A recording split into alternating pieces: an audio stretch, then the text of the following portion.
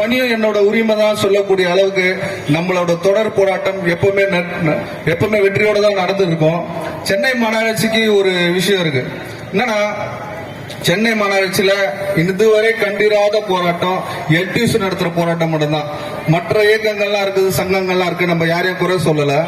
ஆனா அவங்க எல்லாம் நடத்தினாங்கன்னா அந்த கூட்டம் பொதுக்கூட்டமா இருக்கட்டும், ஆர்ப்பாட்டமா இருக்கட்டும், எதுவா இருந்தாலுமே அவங்க என்ன பண்ணுவாங்கன்னா நடத்துவாங்க.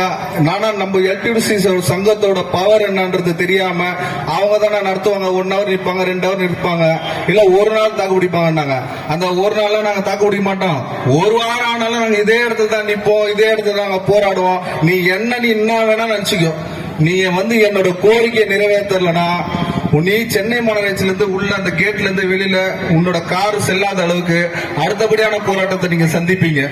ஏன்னா இத சும்மா நாங்க போராட்டமே நடத்தினே இருப்பாங்க, நடத்திட்டு முடிச்சுட்டு போயிட்டா இவங்க சைலண்டா போயிடுவாங்கன்ற நினைப்பெல்லாம் எல்டிசி சங்கத்துக்கிட்ட கிடையாது. ஒரு போராட்டத்தை இறங்கி நின்னோம்னா அதை அடிச்சுட்டு அதை ஜெயிக்காம நாங்க வெளியில வரவே மாட்டோம். இது எங்களோட போராட்டம். பாரதிய அண்ணன் நம்ம கிட்ட எப்பவுமே ஒண்ணு சொல்லுவாரு, இந்த ஆதிக்கத்தில் இருக்கக்கூடிய அதிகாரிங்க, இந்த ஜாதி வரி பிடிச்ச அதிகாரி, இவங்க எல்லார் தலையிலும் குப்பை இருக்குது, அந்த குப்பையை அகற்றணும்னா நம்ம தூய்மை பணியாளர்கிட்ட கொடுத்து போற அந்த குப்பையை அகற்றி அடிச்சுட்டு. இன்னைக்கு அதே விஷயத்த நானும் சொல்றேன். இந்த ஜாதி வரி பிடிச்சவன் ஆதிக்க திமிருல இன்னைக்கு அதிகாரிகள் உட்கார்ந்து கொண்டு உன் தலையில குப்பை இருக்குது பத்தியா, அந்த தலைக்கு இருக்கிற என் தூய்மை பணியாளர்கள் உடனடியாக சுத்தம் செய்வாங்க. சுத்தம் செய்யறதுக்கு மட்டும் இல்ல, உன் தலையில இருக்கிற முடிய கூட பிச்சை எடுத்து வெளியே வந்துருவாங்க.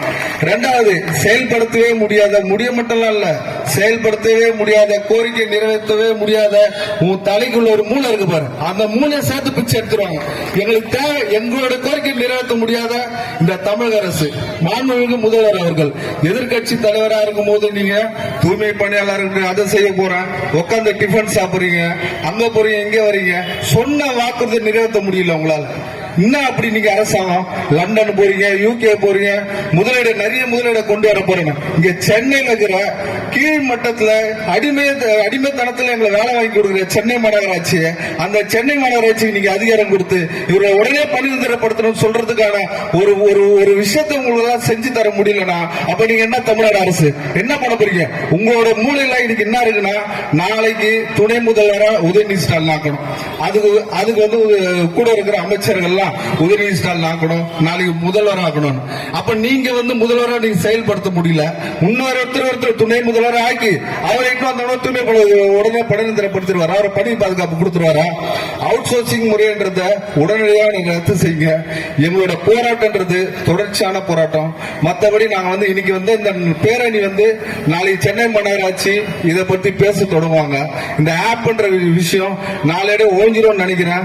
கண்டிப்பா நம்மளோட போராட்டம் எதுல நம்ம தொடங்கணுமோ கண்டிப்பா அதை வெற்றியோட முடிப்புன்றதை கேட்டுக்கொண்டு வாய்ப்புக்கு நன்றி பாராட்டி விடுவது. நன்றி.